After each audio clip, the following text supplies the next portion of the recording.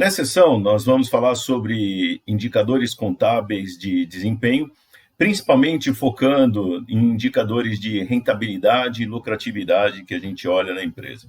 Afinal, se a gente está com alguma empresa, uma organização, ou analisando uma empresa, uma organização, a gente quer saber justamente se ela tem um bom desempenho, ou seja, se ela gera lucros, gera bons resultados. E para saber se os resultados são bons ou não, primeiro a gente tem que medir e, em segundo lugar, comparar esses resultados contra alguma referência, o tal do benchmark. Então, não adianta falar o resultado é bom, é ruim, é feio, bonito, tal, sem ter uma referência.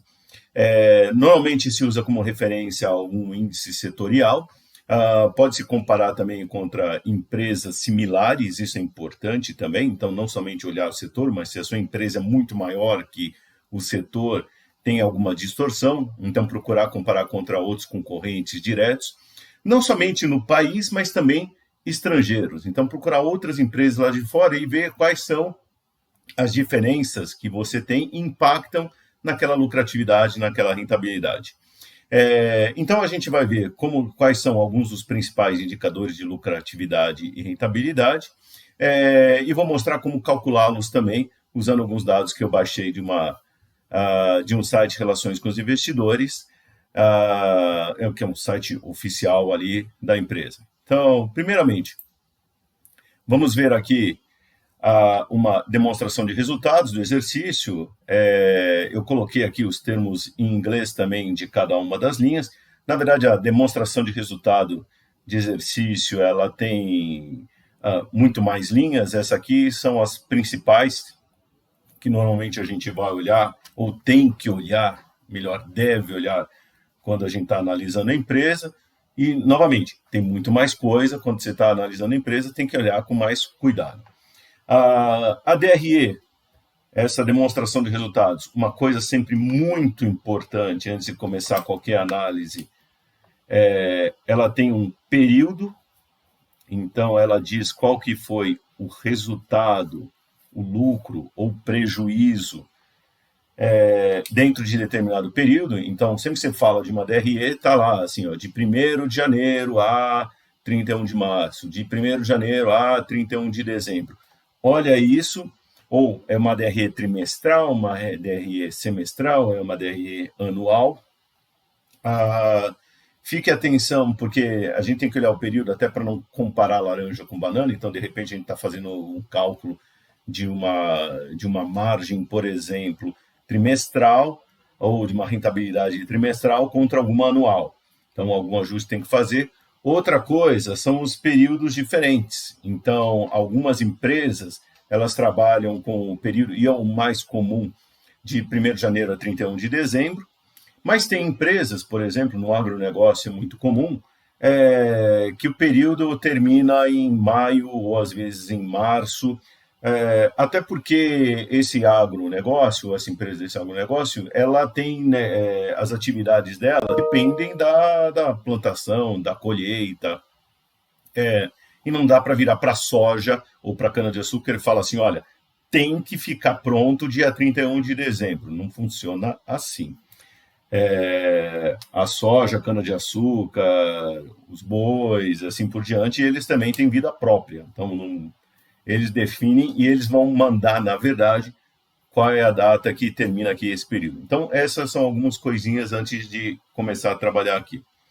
Muito bom. Então, primeiramente, a gente tem que entender que cada um desses indicadores, ou cada um desses lucros, eu chamei de lucro, mas, assim, vamos entender que, às vezes, eu posso ter prejuízo. Então, se você não sabe se é lucro ou prejuízo, a gente chama de resultado. Por isso vocês vão ver eu falando esse termo de maneira recorrente. Aliás, deixa eu aproveitar. Antes de começar qualquer análise, é bom dar uma arrumada na demonstração de resultados para tentar capturar o que são itens recorrentes e tirar aqueles que são fora do comum ou extraordinários.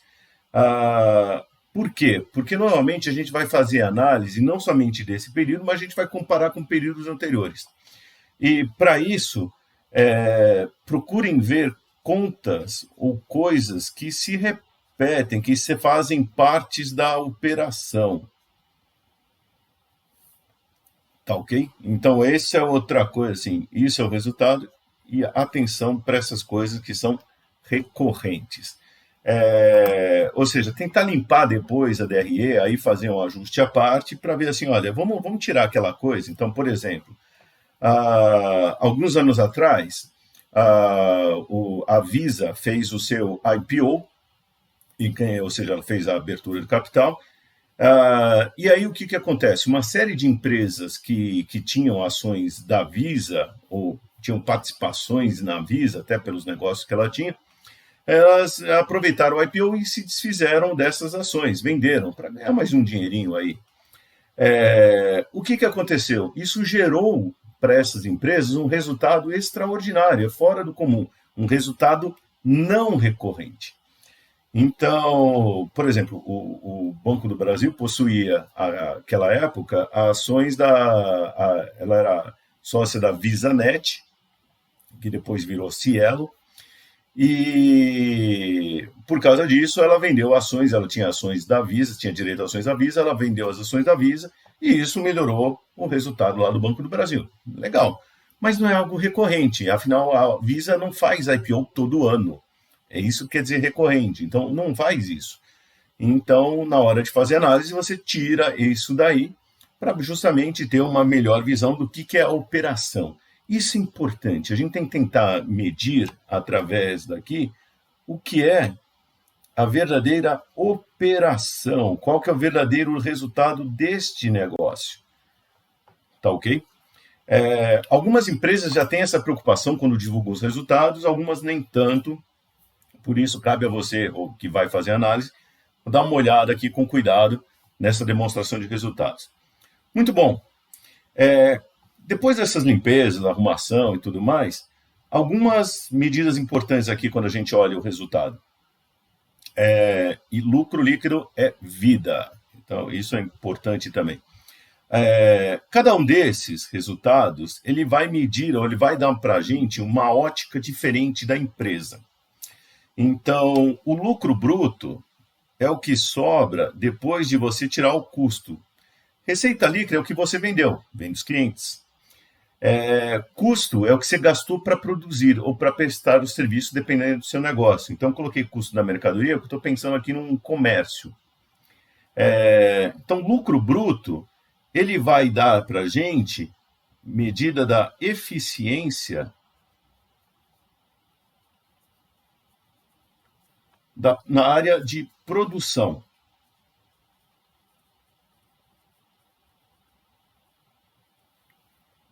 E para medir isso daqui, a gente vai usar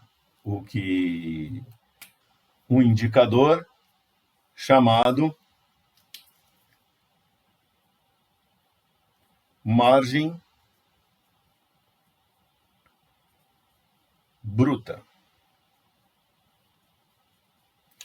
Margem bruta é justamente lucro bruto sobre as receitas líquidas.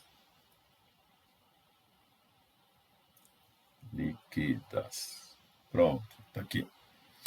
Então, eu pego esse lucro bruto aqui que a gente obteve, que foi o que sobrou depois de tirar o que a gente gastou para produzir, e dividir pelas receitas líquidas, foi o que a gente vendeu, já líquido, assim, ICMS, IPI, outros abatimentos, assim, devoluções. Muito bom. A margem bruta é uma medida justamente da eficiência da produção, ou seja, quanto que eu gero de resultado para cada real que eu vendo.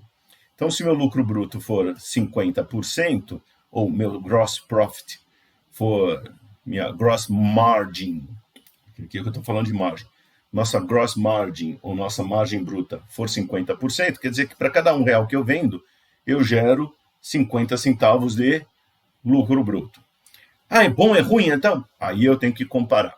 Aí vem o tal do benchmark. Para dizer se é bom ou é ruim, eu tenho que comparar contra alguma referência, pode ser uma média do setor, pode ser algum concorrente similar, pode ser alguma outra empresa lá de fora, pode ser até contra a minha própria empresa, ou contra essa mesma própria empresa, mas olhando o passado. Então, vocês voltam para trás e vão olhando o passado e comparando para ver se isso tem subido, diminuído, assim por diante. Mas o lucro bruto, ou melhor, a margem bruta é a nossa primeira medida de eficiência, e mede eficiência da área de produção. Vamos entender o seguinte, quando eu falo margem para nós é sempre algum lucro sobre as receitas líquidas. Então, eu posso colocar aqui de maneira bem genérica, margem, e a gente vai calcular um monte de margem.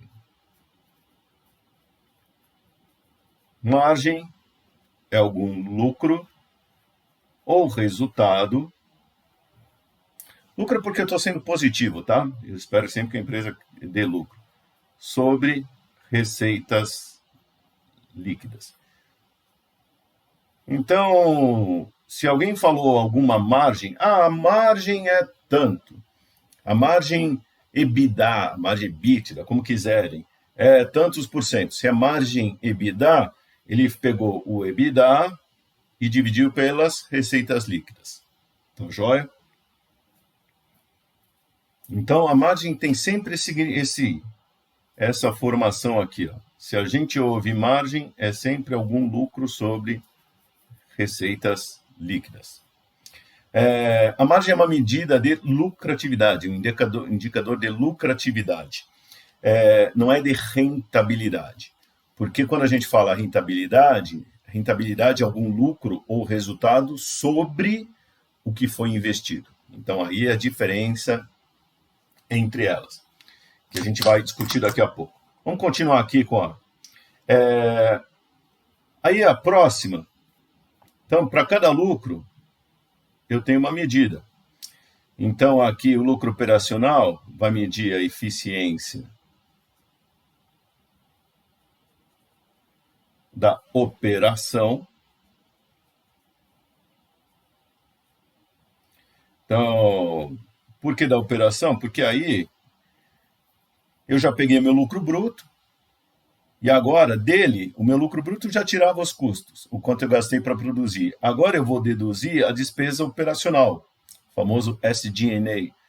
SG&A são todas aquelas despesas de apoio, aqueles gastos de apoio para a produção e para as vendas. Então, estamos tirando aqui os gastos com área comercial, área administrativa, controladoria, recursos humanos e assim por diante.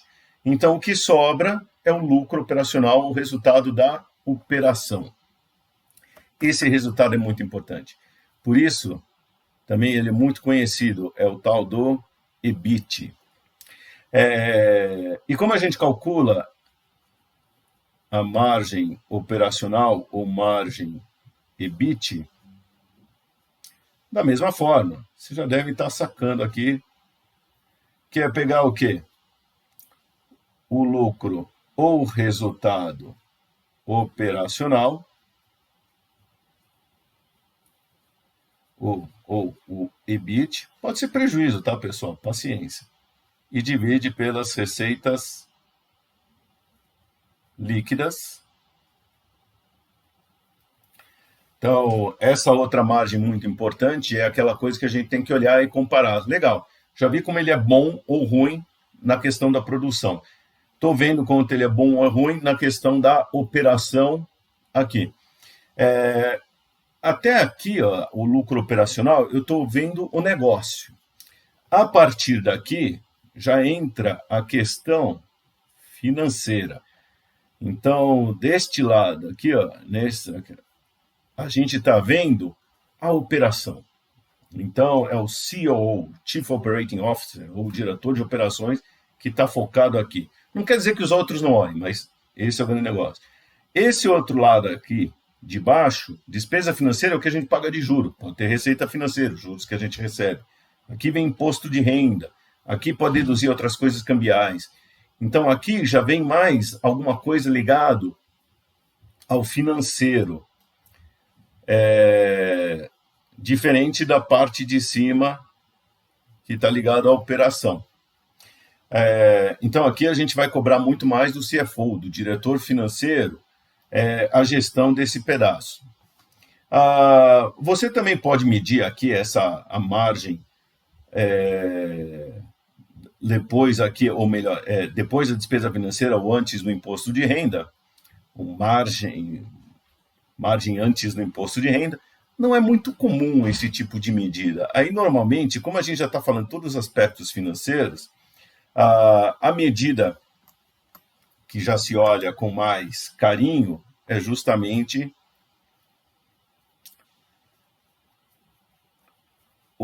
a margem que vem do lucro líquido ou do resultado líquido, que é a eficiência aqui da empresa como um todo, ou de todo o negócio, que aqui a gente vai medir com a famosa margem líquida. Se vocês quiserem, podem criar suas próprias margens aí. Dentro da sua própria empresa, se você tiver outras medidas intermediárias, outras medições de lucro, que quiser calcular a margem disso, sem problema. Aqui a gente está vendo de maneira geral. Vamos dizer, isso aqui é o mínimo para você poder olhar e começar a analisar uma empresa e fazer perguntas sobre ela. E comparar com outras. Foi o que eu falei, pode calcular essa margem aqui antes do imposto de renda? Pode, ou margem EBT aqui, EBT, pode, mas não é mais tão comum. Eu prefiro já passar aqui para a margem líquida, que é o lucro líquido, ou resultado líquido, ou pode ser até prejuízo líquido, sobre as receitas líquidas. Então, está aqui, essa é uma medida muito importante. Ela vai medir aqui, se a margem líquida for 10%, quer dizer que para cada R$1 que você vende, 10%, ou seja, 10 centavos, no caso, vai ser lucro líquido. E como lucro líquido, as empresas são criadas para gerar lucro, para gerar resultado. É uma medição muito importante. Então, a gente está sempre acompanhando, isso daí é um indicador assim, vital para qualquer negócio, para entender a vida financeira do negócio. Mas vejam que cada um dá uma ótica diferente. Aqui eu estou olhando na margem bruta mais a produção, na margem operacional ou margem EBIT. E para quem olha a margem EBITDA também está medindo a operação. Inclusive, alguns preferem trabalhar mais com a margem EBITDA para tirar alguns efeitos financeiros que podem ter lá dentro. E aqui, no final, a margem líquida vê, já considerando tudo o que aconteceu, inclusive a gestão financeira aqui do negócio. Então, aqui são alguns dos principais indicadores aqui para a gente olhar. Falando aqui também de indicadores de rentabilidade. Então, vamos lá, eu tinha comentado. Retorno, quando a gente fala de retorno, eu estou falando... Vou usar uma cor aqui. Se margem é algum lucro sobre a receita líquida, retorno ou a rentabilidade, quando eu falo isso, ou quando a gente fala no geral, é o quê? Algum lucro ou resultado, lembre-se quando eu falo, sobre o investimento feito. Por isso, olhar as margens é importante, mas na ótica dos investidores, olhar o retorno é muito mais importante.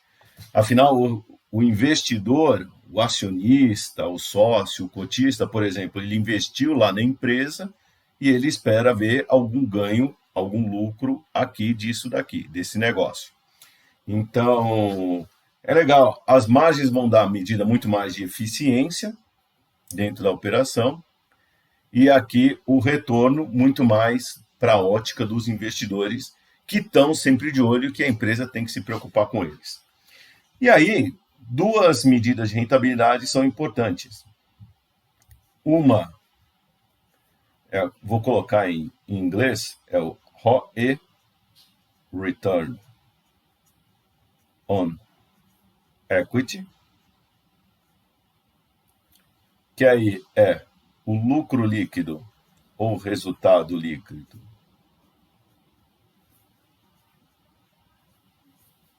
dividido pelo patrimônio líquido.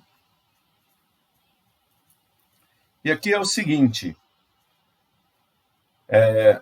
ROI é o retorno sobre o patrimônio líquido ou retorno sobre o que os acionistas, os sócios, investiram aqui na empresa.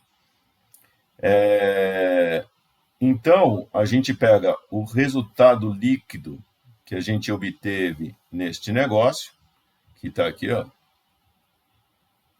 esse resultado líquido aqui, e divide pelo patrimônio líquido, que representa o quanto os acionistas, quantos sócios investiram nesse negócio, na empresa.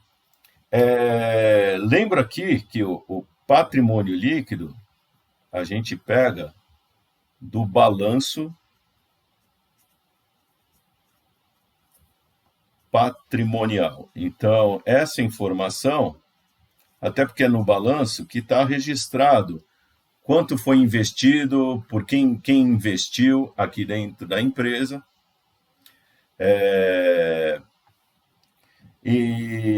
Então, essa informação a gente não tem da DRE, tem que pegar lá do balanço.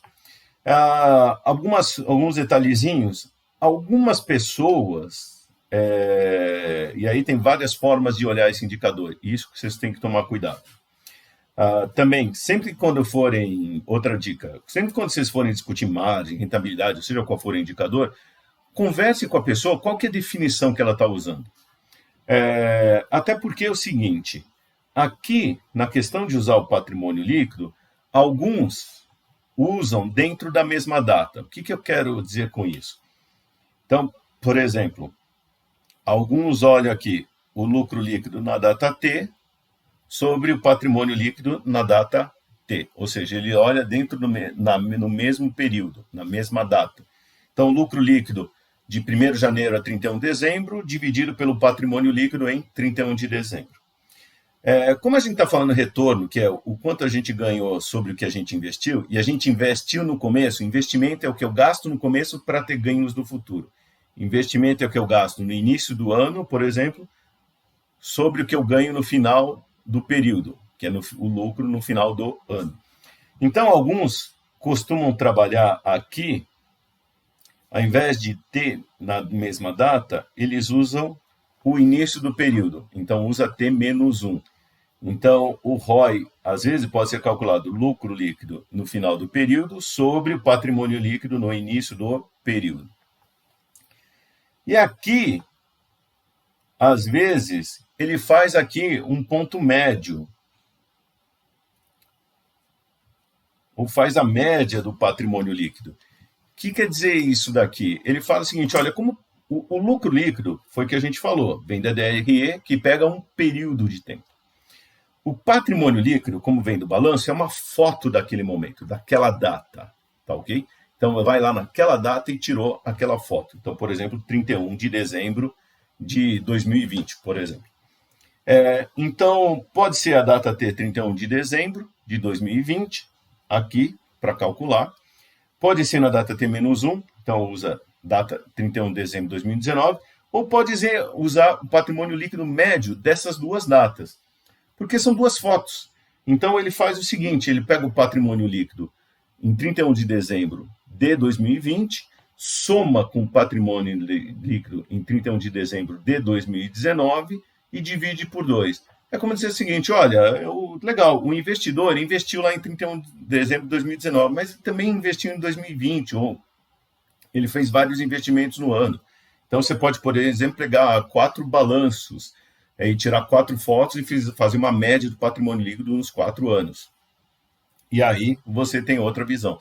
Se o patrimônio líquido for mudando durante o ano, então os acionistas estão fazendo aportes, a empresa está captando mais dinheiro, é legal fazer a média, porque aí você tem uma visão melhor aí do que está acontecendo.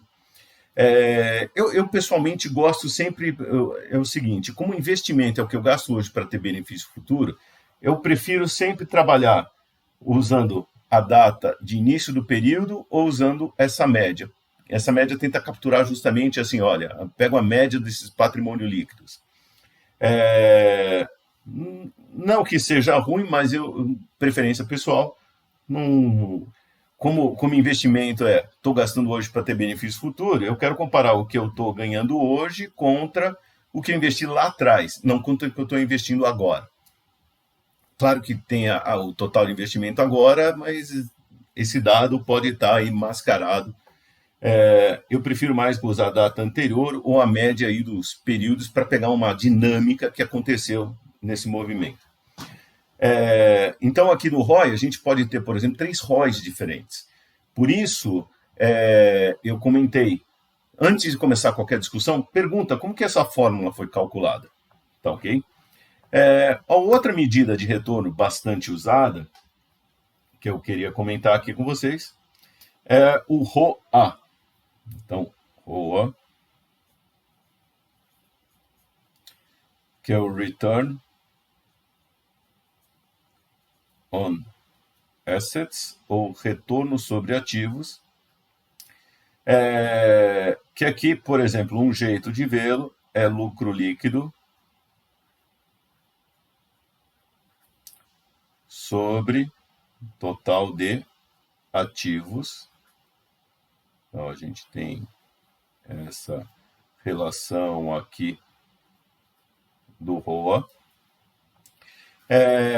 Também vale os comentários aqui. O total de ativos, ele vem do balanço patrimonial. O patrimônio líquido é investimento feito pelos sócios, pelos acionistas, pelos cotistas ali daquela empresa. O total de ativos é o investimento total, feito não somente pelos acionistas, mas também por dinheiro que a gente captou com os credores. Sim, os credores investem na empresa quando eles emprestam dinheiro ali para a empresa. Então, aqui o ROA está medindo o quanto que a gente gerou de resultado sobre o investimento total. Aqui alguns comentários. Vale também tudo isso aqui que eu falei sobre usar o ativos na data T, na data T-1, ou usar a média do saldo do total de ativos no período para analisar o ROA, assim como a gente discutiu com o ROI. Mas aqui também vale mais uma discussão. Aqui, o ROA, essa é uma das formas mais comuns da gente encontrar o ROA, lucro líquido sobre total de ativos. Só que também é uma forma bastante criticada, porque o lucro líquido é, a priori, só dos acionistas. Então, eu estou pegando dinheiro ou resultado do acionista sobre o total investido na empresa, que foi investido por acionistas e também pelos credores, que a gente foi lá e captou dinheiro com eles. Então, a gente foi lá, tomou dinheiro emprestado com o banco, ou emitiu debêntures e tal, ou foi atrás de uma fintech e adquiriu ativos. Então, para comparar, alguns preferem trocar o lucro líquido aqui pelo EBIT. Então, isso também é possível, ou alguns também preferem usar o EBITDA. Tá ok? Então, também é alternativa, já que é o seguinte, olha, o lucro operacional, o EBIT, que a gente está vendo aqui, ele é gerado, na verdade, assim, é o lucro do negócio que depois a gente vai usar para pagar os credores e os acionistas, remunerar os credores e acionistas. Então, o ROA, eu pessoalmente gosto, o lucro operacional, o EBIT, dividido pelo total de ativos. Mas, de novo, vocês vão encontrar outras pessoas calculando dessa maneira, com lucro líquido sobre total de ativos. É uma forma muito comum. Inclusive, lá na fórmula do POM, vocês vão encontrar isso daí. Ou na decomposição, vocês vão encontrar. E aqui vale também, de novo, repetindo, o total de ativos. Pode ser na data T ou na data T-1, ou usando várias fotos do total de ativos para calcular. Então, está aqui algumas das principais medidas de rentabilidade, o ROA e o ROE, que a gente tem, e algumas medidas de margem aqui, que a gente pode calcular, usar para medir eficiência. Margem vai dar medidas para a gente de eficiência na produção, operação ou na empresa como um todo. E aqui, ou seja, uma coisa muito mais interna. E aqui o retorno, seja o ROI ou o ROA, vai dar para a gente a visão de quanto os investidores, ou os investidores, seja somente os acionistas ou investidores no geral, credores mais acionistas, estão tendo de rentabilidade sobre o que eles investiram. Por isso são duas medidas importantes para a gente estar olhando sempre. E mostrar para vocês um pouco o cálculo. Vocês estão vendo aqui essa planilha, eu baixei lá do site do Grupo Pão de Açúcar, aqui do GPA, e já separei aqui. Então, tem aqui as medidas, receita líquida, DRE, receita bruta. No caso, eles divulgaram já aqui, receita bruta, líquida. Essa aqui já é uma demonstração, já com os ajustes feitos, com as alterações do arrendamento mercantil, que foi o IFRS na contabilização de leasing, o IFRS 16. Então, está aqui, eu vou pegar aqui e esconder algumas linhas, só para a gente ficar mais fácil aqui. Então, manter as receitas. Eu não estou apagando aqui. Então, eu fico aqui, vejo o lucro bruto. Vou apagar aqui, vocês vejam que tem outras receitas e despesas operacionais. É sempre importante olhar o que está aí. Vocês vejam que ele até chama aqui, ocultar, EBIT, ocultar aqui, resultado lucro operacional antes do imposto, ou lucro antes do imposto de renda, lucro líquido. Então, tem o lucro total aqui, ocultar, e ele já calculou o EBITDA. É porque aqui nessa demonstração do Pão de Açúcar, do Grupo Pão de Açúcar, eles já destacaram, inclusive, a depreciação. Foi legal, coisa que não costumam se fazer. O pessoal normalmente não coloca a depreciação destacada na DRE, já coloca a depreciação dentro ou do custo ou espalhado dentro das despesas. Eles deixaram destacado, o que fica mais fácil calcular o EBITDA. E aí, a gente já pode calcular aqui. Eu vou calcular aqui com vocês, inserir as linhas. Então, tenho aqui margem bruta, margem operacional, e aqui a margem líquida. E aí é o seguinte. Primeiro vou pegar essa aqui, tranquila, vou pegar a margem bruta. Eu peguei aqui, está aqui, Aliás, deixa eu só apagar mais uma linha aqui, que eu esqueci de apagar. Pronto, está aqui. Margem bruta, eu pego o lucro bruto e divido pelas receitas líquidas. Margem operacional, pego o lucro operacional, o EBIT, divido pelas receitas líquidas. E, finalmente, eu vou pegar aqui a margem líquida, que é o lucro líquido dividido pelas receitas líquidas. Então, está aqui. Eu vou colocar aqui também a margem EBITDA, esquecido, coitado aí. Então, não fiquem bravos comigo. Aqui está aqui o EBITDA, para ele não ficar bravo comigo. Vou dividir aqui pela... Margem é sempre algum lucro sobre as receitas. Só vou colocar aqui em formato percentual, porque as margens são percentuais. Pronto, agora aqui a gente está vendo. E aí a gente pode começar justamente a olhar. Então, veja inicialmente, olha, a gente dá nossos, aqui, o GPA, o Grupo Pão de Açúcar, para cada real de venda que eles têm, depois tirar os custos da prestação de serviço ou de comercialização, né, porque eles são comércio, basicamente, sobra, para cada R$1 de vendas, sobra 21 centavos de margem bruta. Então, a venda consome muito. Só que aí vem também o gasto de operação. Então, gasto de operação muito grande. Então, da margem bruta, que é 21,66, quando eu tiro os gastos com as despesas administrativas, de venda, porque tem que fazer muito marketing, propaganda, assim por diante, a nossa margem cai de 21,66 para 4,57.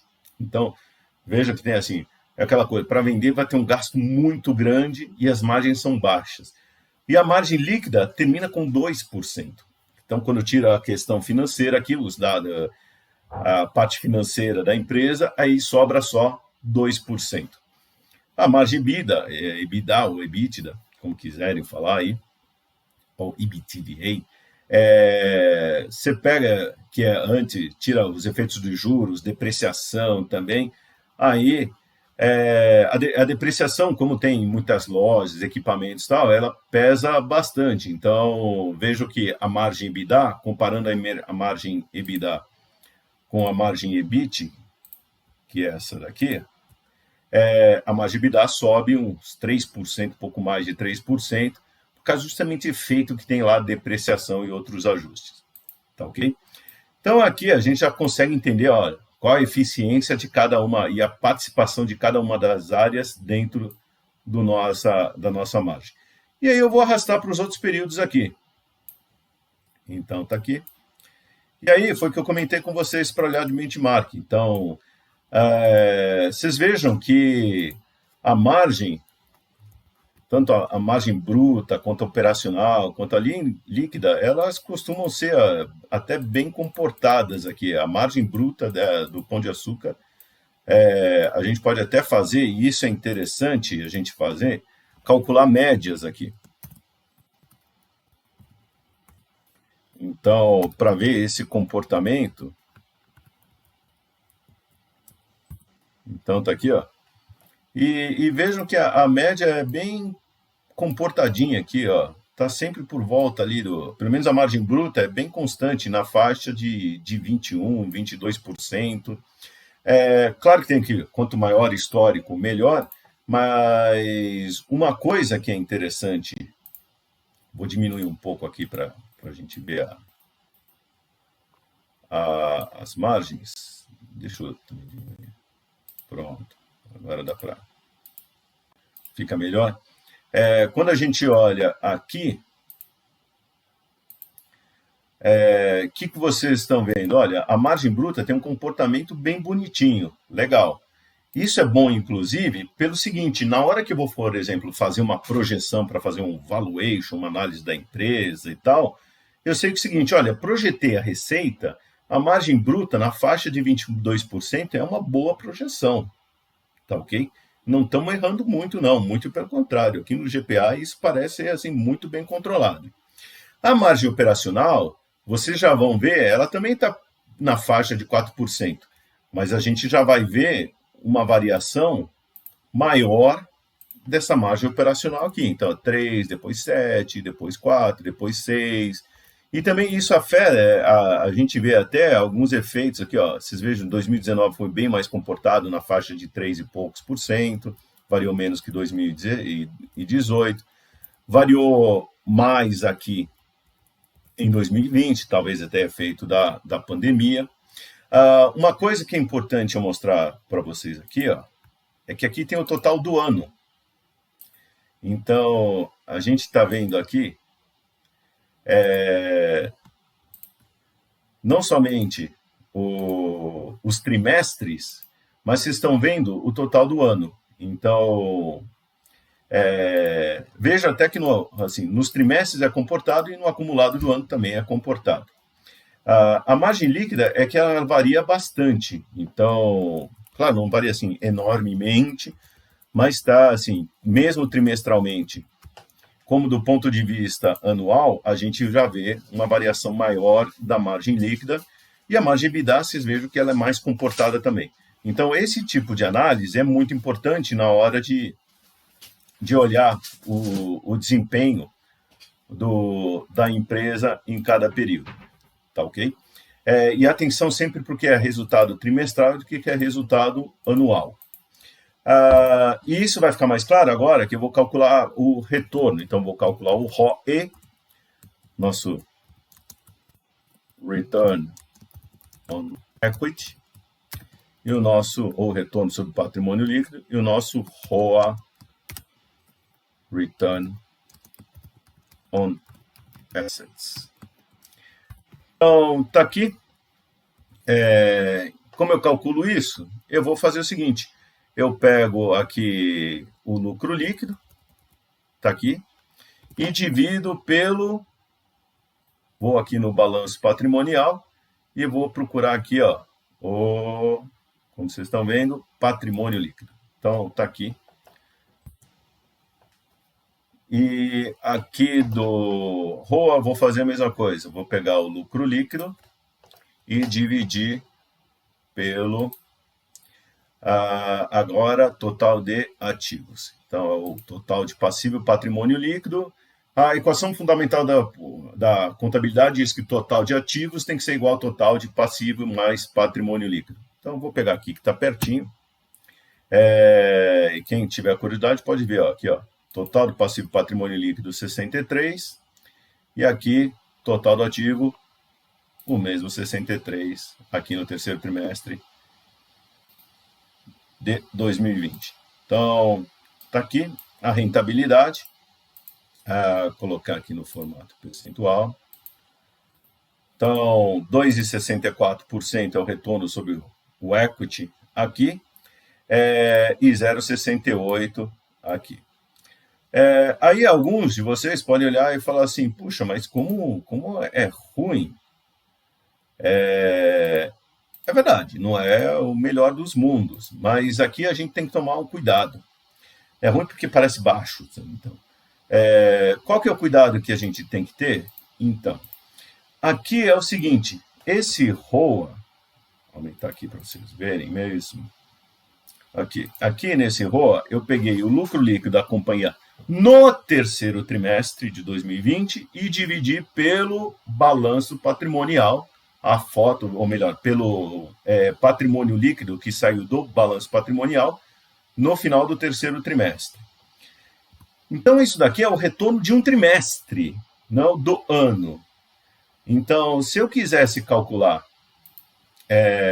do ano, eu tenho aqui, ó. Então, esse daqui e este daqui me dão os retornos, retorno do equity, tá ok? Ou retorno sobre o patrimônio líquido, no caso de 2019, porque eu peguei o lucro todo de 2019 e dividi pelo balanço patrimonial no final de 2019, tá ok? Tem algumas coisas que a gente pode fazer para melhorar isso daqui. Um jeito fácil, que o pessoal usa para anualizar, é pega o trimestral. Bom, já que é um trimestre, tem 4 trimestres no ano, multiplica por 4. Seria aqui o retorno anualizado.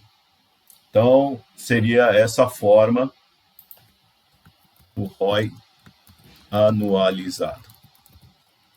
Então, poderia fazer isso daqui.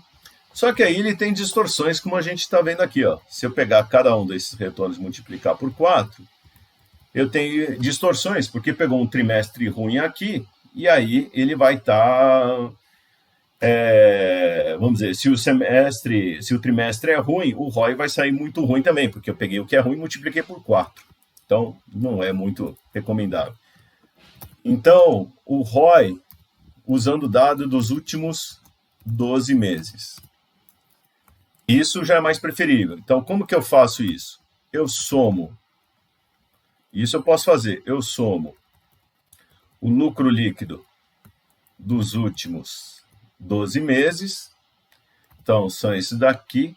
Então, para vocês verem aqui, ó, peguei o lucro líquido dos últimos 4 trimestres. Então, esse trimestre e o trimestre de... o quarto trimestre de 2019. E divido pelo patrimônio líquido da companhia, que eu vou pegar aqui. Pronto. Então, aqui eu tenho o ROE do resultado dos últimos 12 meses.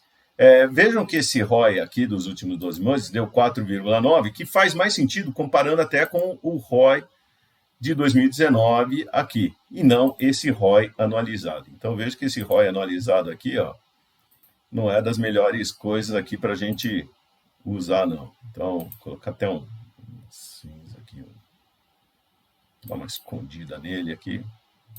Então, isso aqui, ó. Evita usar o ROI anualizado, é só em caso de desespero que só tem um dado. E aqui eu vou fazer o seguinte, eu vou dar uma arrastada aqui, e aí eu vou ajustar a fórmula. Então, ajustar a fórmula, porque tem esses dados anuais aqui no meio, então eles atrapalham a minha vida aqui, mas é bom para vocês verem aqui, ó. Eu vou pegando sempre os resultados, os lucros trimestrais, e vou somando, e divido pela foto do patrimônio líquido naquele trimestre. Então, aqui vou ajustar de novo. É este aqui por este aqui. Pronto. Então, peguei certo. E aqui, aqui eu posso pegar e apagar este e deixar todo mundo aqui, ó. Fazer essa soma direito, ficou toda bagunçada. A soma desses lucros aqui sobre esse. Então, este daqui é o ROI. Vejam, então, o que acontece. Quando eu fiz o ROI anualizado do primeiro trimestre de 2020, como eu peguei o ROI menos 0,86, multipliquei por 4, deu um ROI anualizado de menos 3,4. Quando eu pego o ROI usando os últimos 4 trimestres, então pego do primeiro trimestre de 2020, que é ruim, foi negativo, tá ok? Eu tive um prejuízo ali nesse primeiro trimestre de 2020, mas eu tive bons ganhos nos outros. O que aconteceu? Meu ROI dos últimos 12 meses do primeiro trimestre de 2020 foi 9,7%. E vejam até para checagem aqui, ó, que a nossa fórmula está certa. Que quando eu peguei aqui o ROI, pegando o lucro líquido total de 2019 e dividi pelo patrimônio líquido, deu 6,2. Quando eu peguei aqui a soma dos lucros dos trimestres, 4 trimestres, e dividi pelo patrimônio líquido, também deu 6,2, como tinha que dar. Afinal, a soma dos lucros trimestrais tem que dar o lucro anual aqui, ou EBITDA anual e assim por diante. Assim como a soma das receitas trimestrais tem que dar a receita anual. Então, veja o seguinte, olha, quando eu trabalho com o ROI dos últimos 12 meses, aí eu já consigo pegar uma foto melhor aí de como está evoluindo a rentabilidade melhor que esse ROI anualizado. Esse ROI anualizado é o que eu comentei com vocês. É só em caso de desespero que vocês usam. Só mais uma coisa para mostrar a diferença aqui do ROI, se eu fizer aqui uma média. Então, agora, vou calcular o ROI com o patrimônio líquido com média do patrimônio líquido. Então, para mostrar como faz, eu vou mostrar aqui só para um, aí depois quem quiser se diverte. Então, eu vou pegar o lucro líquido aqui desse período, 2019, 838, e vou dividir pela média. E agora vem aqui na planilha do patrimônio líquido. Então, aqui tem... Então, tem aqui o patrimônio líquido, ó, final de 2019, de cada um dos trimestres. Então, venho aqui e faço a média dos 4 patrimônios líquidos aqui. Então, tá aqui, ó. Peguei aqui o lucro líquido do ano 2019 e dividi pela média do patrimônio líquido no final de cada um dos trimestres. E aí, o resultado daqui, só falta formatar, pronto, 6,91%. Por quê? Porque justamente, voltando aqui para o nosso balanço patrimonial, vejam que o patrimônio líquido ele foi evoluindo no tempo. Então, ele era 13.568, depois caiu, provavelmente aqui teve aqui, ó, um prejuízo ou uma distribuição de resultados, tá ok? Depois aqui subiu um pouco, depois teve um novo aporte aqui, um acúmulo de resultados. Então aqui, por exemplo, a participação dos acionistas não controladores. Mas vocês vejam aqui, ó, eu tenho uma variação nesse patrimônio líquido, ele não foi sempre igual. E se a gente olhar no tempo, a gente vai ver que o patrimônio líquido, sim, ele vai mudando aqui a cada trimestre. Tem algumas variações. Normalmente ele tem a sua constância tal, a sua estabilidade, mas tem suas variações e aí a gente, usando a média, consegue capturar uma coisa e outra.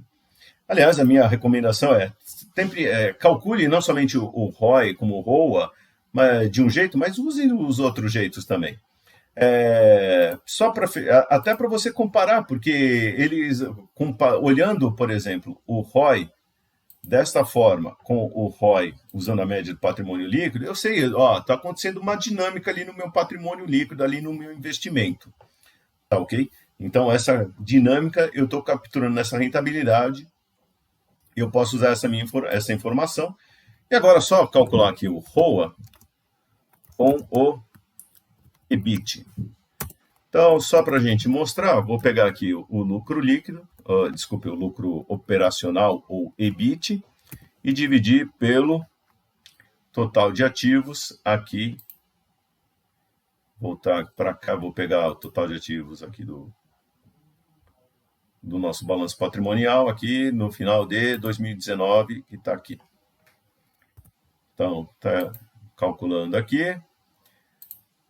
Nosso ROA deu 3,39. Veja que quando eu usei esse daqui,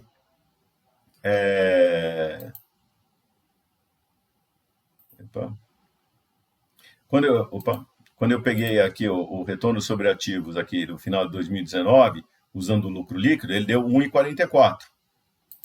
Quando eu peguei este daqui, o ROA com o EBIT, vou fazer com cores diferentes aqui para a gente comparar, o que acontece? O lucro líquido aqui em cima, na verdade, que eu usei para dividir o total de ativos, o lucro líquido é só dos acionistas.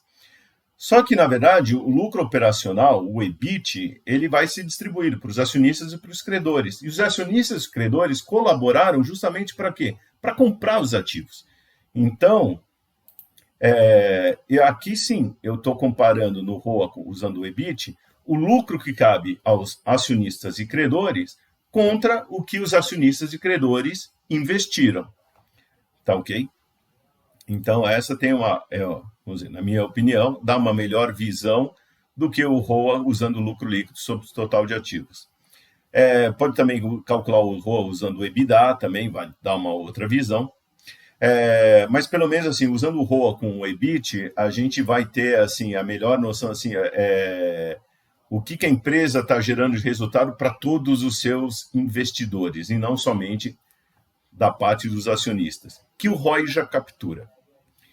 E aí a gente pode comparar justamente o ROE com o ROA e ver, analisar o desempenho e a rentabilidade da empresa. Sempre procurando algum benchmark, seja da própria empresa, o histórico, como a gente viu aqui, ou também concorrentes, outras empresas do setor.